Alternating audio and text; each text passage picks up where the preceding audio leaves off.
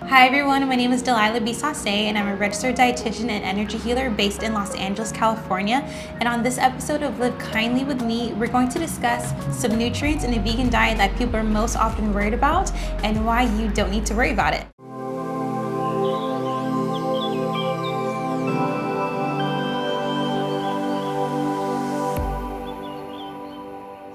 So as a mind, body, and spirit dietitian, my focus isn't just on the physical because I really want my clients to have a healthy relationship with food and in turn a healthy relationship with themselves. One of the biggest questions I get is whether or not a vegan diet can provide all of the nutrients our body needs, and I walk my clients through that. Now, before I get into it, keep in mind that this video is for educational purposes only, and I highly encourage you to work one-on-one with a healthcare practitioner. Iron is a mineral, and one of its key functions is allowing our red blood cells to transport oxygen throughout our body, and it also plays a really key role in cognitive development, so that's why it's really important in pregnancy and early childhood development. So there are two types of iron that you'll find in foods. One is heme and the other is non-heme, and to keep it simple, heme is a type of iron that you will find in animal-based foods, and non-heme is a type of iron that you'll find in plant-based foods. I point that out because our body absorbs each type of iron differently. Our body is very efficient at absorbing heme iron, and our body is a little bit less efficient at absorbing non-heme iron. Now, that's not necessarily a bad thing, and here is why. Even though our body is very efficient at absorbing heme iron, it's not so great at excreting it. And iron is one of those things where our body needs just the right amount. We can't have too much, and we also can't have too little. When we have too much iron, it actually acts as what is called a pro-oxidant in the body.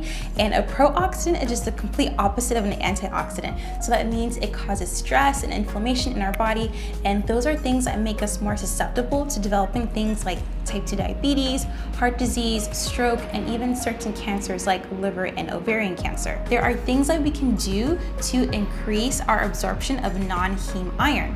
Here's some tips. When you cook beans or lentils, you can either soak them, sprout them, or ferment them.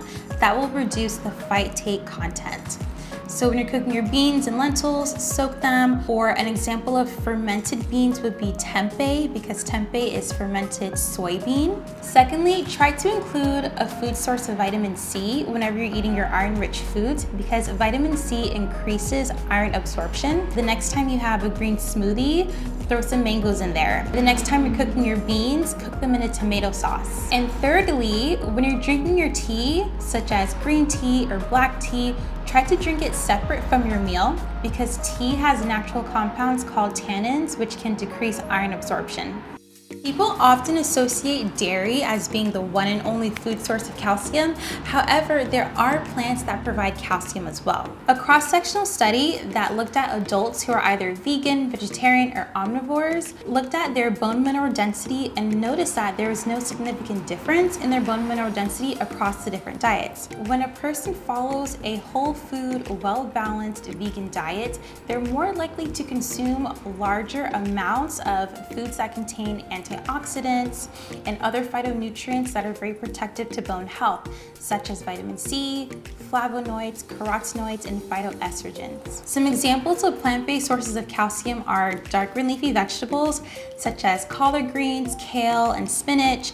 And keep in mind that these foods have more calcium and iron when they're cooked versus when they're raw. Tofu is also a good source of calcium, particularly tofu that's prepared in calcium sulfate, and it will say that on the package. Fortified non-dairy drinks are a good source of calcium, and when you're picking a non-dairy milk that's fortified with calcium, try to choose one that has at least 20% daily value of calcium per serving. And lastly, chia seeds also contain some calcium as well. So not only does a vegan diet provide adequate calcium to support bone health, some research suggests that there might even be other elements of the vegan diet that confer protective benefits for bone health.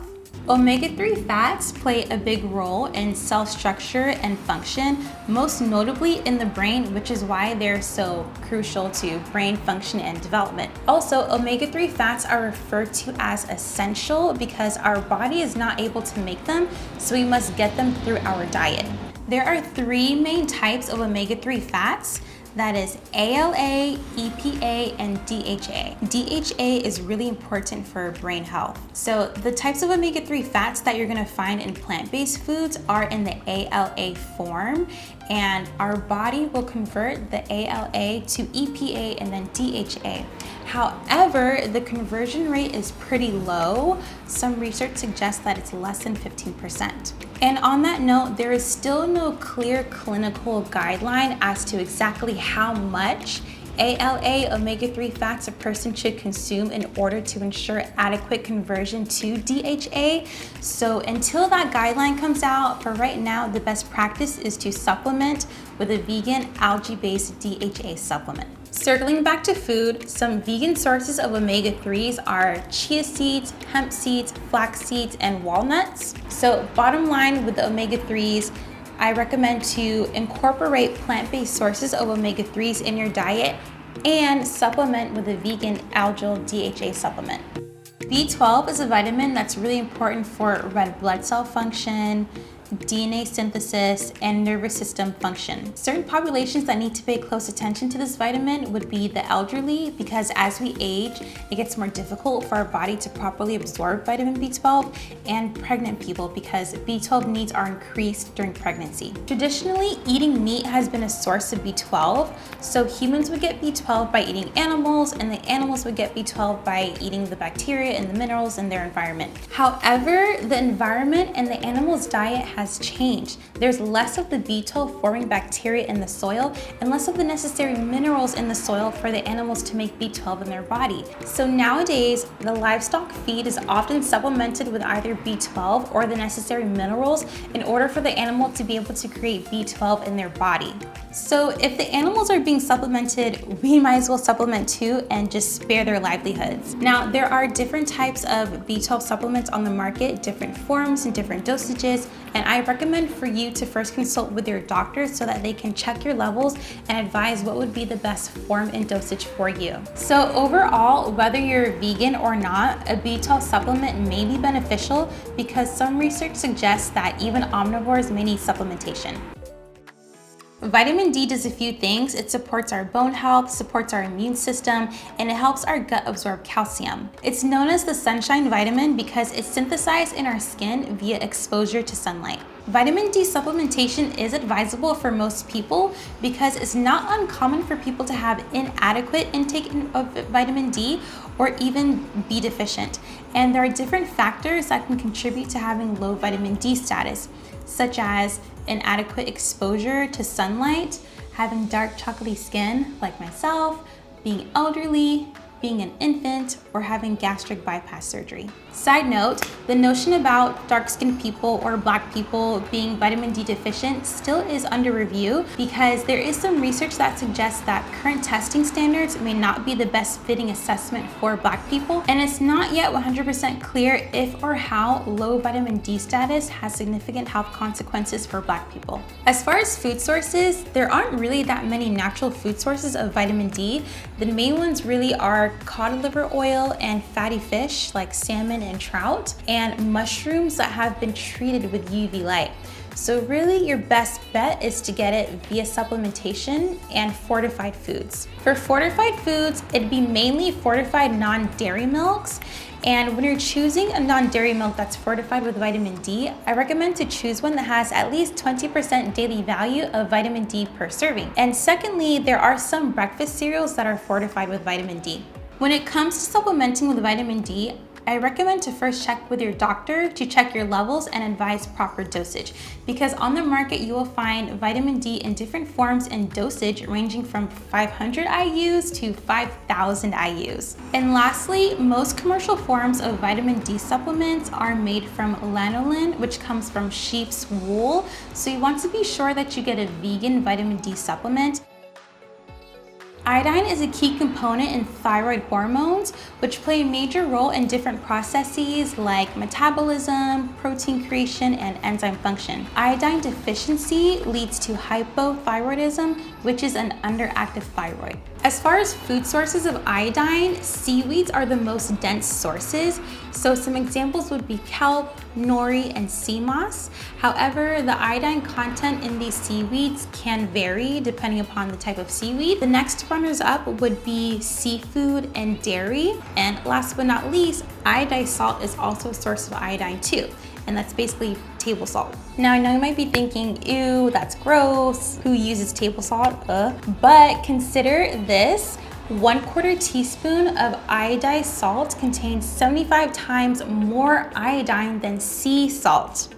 Now, of course, salt is still salt no matter what.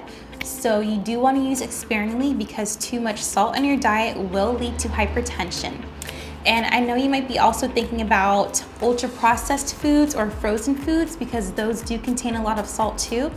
But interestingly enough, the salt in those ultra processed foods is typically not iodized. Bottom line, it's worthwhile to incorporate iodized salt occasionally, especially if you are a vegan person who does not frequently eat seaweeds or sea moss. Animal protein is typically referred to as high quality or complete proteins because it contains high amounts of all of the essential amino acids, and it's also considered to be more digestible. Plant-based protein is not considered complete because it doesn't contain high amounts of all of the essential amino acids, and it's also considered to be a little bit less digestible due to a difference in the structure. The difference between animal and plant-based protein is not a reason to dismiss the vegan diet.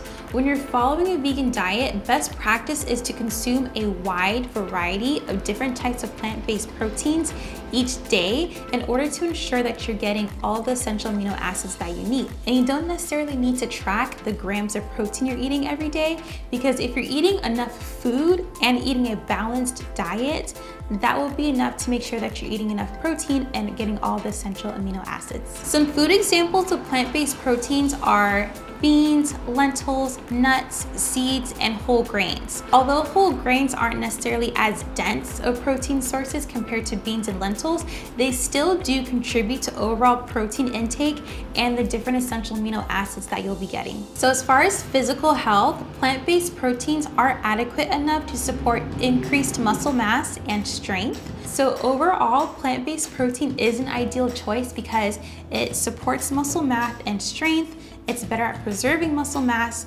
and it's also less taxing to our kidneys. This is Delilah for Live Kindly. Thank you so much for watching. I hope you were to take some important information away and learn that there really is no nutrient to be super concerned about when you are following a vegan diet. The best is to put your focus on eating a wide variety of foods from each food group so that you can get all the nutrients that your body needs, and that in addition to some of the supplements I mentioned, and your body should be all good. If there are any questions we didn't get to, anything else on your mind, let us know in the comments below. But other than that, don't forget to subscribe and hit the notification bell. And again, thank you so much for watching, and I will see you next time.